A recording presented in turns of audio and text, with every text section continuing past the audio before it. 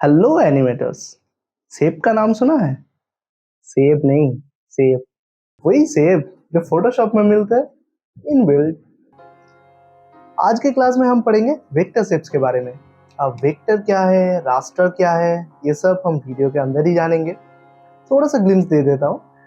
Photoshop एक pixel based software है। अगर आप किसी इमेज को जूम करते हैं तो छोटे छोटे बॉक्सेस बने आते हैं। वही एक्चुअल में पिक्सेल्स होते हैं जो कि एक इमेज का पूरा बेस होता है। उन छोटे छोटे पिक्सेल्स को मिलाकर ही कंप्लीट इमेज बनता है। लेकिन वेक्टर सॉफ्टवेयर्स में वो पूरा चीज पाथ पे डिपेंडेंट होता है। कलर और पाथ आपस में लिंक्ड होते हैं। आप कितना भी जूम कर ले, इमेज पिक्सेलेट भी नहीं होता, कुछ खराब भी नहीं होता। जब हम इलस्ट्रेटर पढ़ेंगे तब हम देखेंगे कि किस तरह से इलस्ट्रेटर में भी शेप बनाकर आप उन्हें फोटोशॉप में ला सकते हैं और उनका यूज कर सकते हैं। कभी कभार ऐसा होता है कि किसी ग्राफिक्स या किसी कैरेक्टर को हम इलस्ट्रेटर में बनाकर उसे फोटोशॉप में लाकर उसका यूज करते हैं। आगे आने वाले क्लासेस में हम देखेंगे हम किस तरह से इन चीज़ों को यूज कर सकते हैं। आज के क्लास में हम जानेंगे कि किस तरह से हम फोटोशॉप के वेक्टर शेप्स को यूज कर सकते हैं और अपना खुद का वेक्टर शेप बना सकते हैं। तो चलते हैं अपने टॉपिक पर।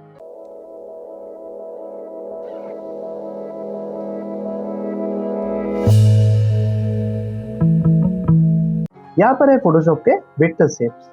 अब वेक्टर और रास्टर में मैं थोड़ी देर बाद आता हूँ। वेक्टर शेप्स में हमारा पहला टूल है रेक्टेंगल टूल। अगर हम रेक्टेंगल टूल को सिलेक्ट करके उसे ड्रैग करें तो हमारे पास यहाँ पर एक बॉक्स बन के आता है और यहाँ पर एक डायलॉग बॉक्स ओपन होता है। इस डायलॉग बॉक्स से हम इसकी विड्थ, हाइट या फिर एक्स वाई पोजीशन को चेंज कर सकते हैं। इस आइकॉन पर क्लिक करके आप इसकी कलर को चेंज कर सकते हैं और अगर आप यहाँ पर क्लिक करते हैं तो आपके पास पूरा पैनल आ जाता है जहाँ से आप अपने मुताबिक कोई भी कलर सिलेक्ट कर सकते हैं। ये दूसरे आइकॉन पे क्लिक करके आप इसके स्ट्रोक के कलर को चेंज कर सकते हैं। आप यहाँ पर भी क्लिक करके किसी भी कलर को सिलेक्ट कर सकते हैं। यहाँ पर हमें ऑप्शन मिलता है स्ट्रोक विड्थ का। अगर हम इसे बढ़ाते हैं तो ये देखिए इसका स्ट्रोक बढ़ने लगा है। यहाँ पर हमें ऑप्शन मिलता है स्ट्रोक स्टाइल का, चाहे तो डैश या फिर डॉट कर ले। मैं नॉर्मली रख देता हूँ। यहाँ हमारे पास कुछ ऑप्शंस हैं। मैं अगर थोड़ा सा जूम करूँ, ये ऑप्शन पाथ के पोजीशन को डिफाइन करते हैं।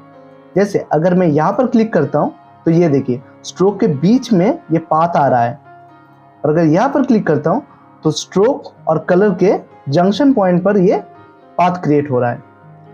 अगर आप यहाँ पर गौर करें तो अगर मैं इस कॉर्नर को इस तरह से ड्रैग करता हूँ तो रेक्टेंगल टूल अभी राउंडेड रेक्टेंगल टूल में कन्वर्ट हो चुका है। इसके सारे कॉर्नर्स राउंडिश हो गए हैं। आप चाहे तो यहाँ पर नंबर इनपुट करके उस रेडियस का राउंडेड रेक्टेंगल टूल बना सकते हैं। यहाँ पर एक चेन बना हुआ है। अगर आप इस चेन को अनलिंक करते हैं तो आप किसी भी कॉर्नर को इंडिविजुअली राउंड कर सकते हैं। यहाँ पर कुछ और ऑप्शंस हैं। इन ऑप्शंस को हम इन प्रॉपर्टीज बार में आके देखते हैं। अगर आप प्रॉपर्टीज बार में ध्यान दें तो यहाँ पर हमारे पास कुछ ऑप्शंस आ जाते हैं। सबसे पहले यहाँ पर आता है शेप। ये अभी शेप मोड में है। शेप मोड में आप चाहे तो इसके कलर या स्ट्रोक या फिर स्ट्रोक विड्थ या स्ट्रोक स्टाइल को चेंज कर सकते हैं। यहाँ से आप उसकी हाइट और विड्थ को भी चेंज कर सकते हैं। इस आइकॉन पर अगर आप क्लिक करें तो आपके पास कुछ ऑप्शंस आ जाते हैं। जैसे यहाँ पर पहला आ रहा है न्यू लेयर। अगर आप अभी कोई शेप ड्रॉ करते हैं तो देखिए वो एक अलग लेयर पर बन के आ रहा है। अगर मैं दूसरे ऑप्शन पे क्लिक करके रखूं तो एक ही लेयर में दो शेप्स बन के आएंगे। थर्ड ऑप्शन है हमारा सब्ट्रैक्ट फ्रॉम शेप।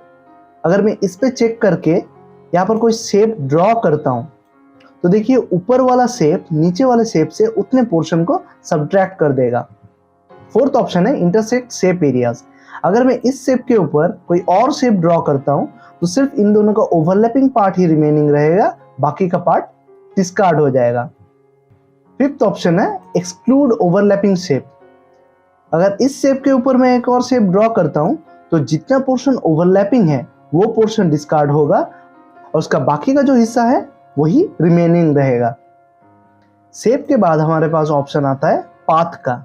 अगर आप पाथ पे चेक करके रखते हैं और कुछ ड्रॉ करते हैं तो आपके सामने सिर्फ पाथ बन के आएगा। आप इसकी कलर या स्ट्रोक को चेंज नहीं कर सकते, ये सिर्फ पाथ है। हमारे पास थर्ड ऑप्शन है पिक्सेल्स का। अब पिक्सल में चेक करके मैं एक नया लेयर ले लेता हूँ। इसके ऊपर अगर मैं ड्रॉ करता हूँ, देखिए इसने सिंपली उन पिक्सेल्स के ऊपर पेंट कर दिया है। जैसा कि हम सिलेक्शन टूल में सिलेक्शन करके उसके ऊपर पेंट फिल करते हैं, ये कुछ वैसा ही है। पिक्सेल्स में शेप टूल का यूज कुछ खास होता नहीं है। इससे बेहतर है लैसो या मार्की टूल से आप शेप ड्रॉ करके उसमें कलर फिल कर लें। शेप टूल में हमारा सेकंड ऑप्शन है राउंडेड रेक्टेंगल टूल। और राउंडेड रेक्टेंगल टूल में आप देख सकते हैं कि पहले से ही इसके कॉर्नर्स राउंडिश है। आप चाहे तो यहाँ से उसके रेडियस को चेंज कर सकते हैं। ये काम रेक्टेंगल टूल से भी हो जाता है। राउंडेड रेक्टेंगल टूल के साथ भी आपके सामने सारे के सारे ऑप्शंस आ जाते हैं।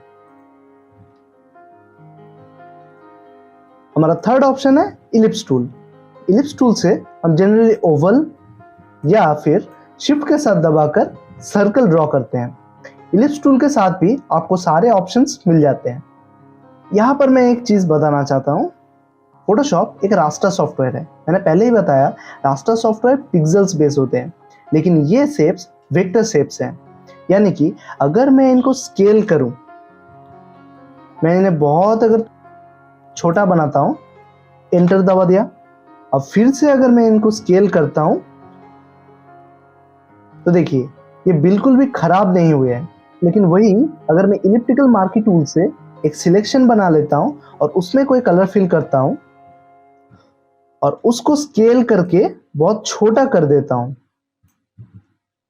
अब अगर मैंने एंटर दबाया और फिर से अगर मैंने उसे ट्रांसफॉर्म करके बड़ा किया, तो आप देख सकते हैं कि ये खराब हो चुका है, ये पिक्सेलेट हो चुका है, क्योंकि ये रास्टर है लेकिन ये शेप्स वेक्टर है। मैं इसे कितना भी स्केल डाउन करूं या फिर कितना भी स्केल अप करूं, ये कभी भी खराब नहीं होता। आई होप आपको रास्टर और वेक्टर में जो डिफरेंस है उसका आइडिया आ गया होगा। फोटोशॉप में जितने भी वेक्टर शेप्स हैं, अगर आप ध्यान से देखें तो उनके लेयर के आइकॉन के कॉर्नर पे एक छोटा सा साइन बन के आ रहा है। आप चाहे तो इन शेप्स को स्मार्ट ऑब्जेक्ट में कन्वर्ट कर सकते हैं। स्मार्ट ऑब्जेक्ट अपने आप में ही एक टॉपिक है, इसीलिए किसी और वीडियो में उसे हम डिटेल्स में पढ़ेंगे और जानेंगे किस तरह से स्मार्ट ऑब्जेक्ट को यूज करके हम किसी भी इमेज के कोई पार्टिकुलर हिस्से को अलग से एडिट करके भी इस इमेज में चेंज कर सकते हैं।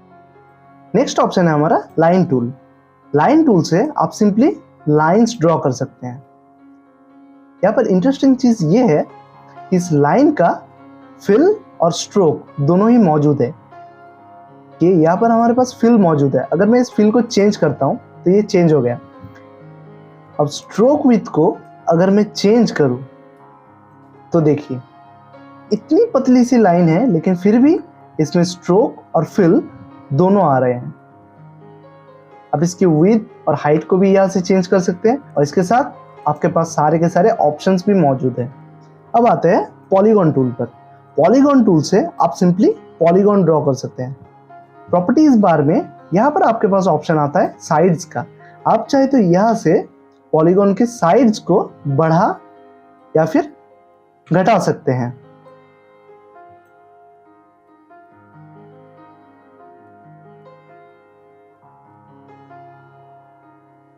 पॉलीगॉन के साइड्स कभी भी 3 से नीचे नहीं जाते, क्योंकि पॉलीगॉन एक क्लोज शेप है।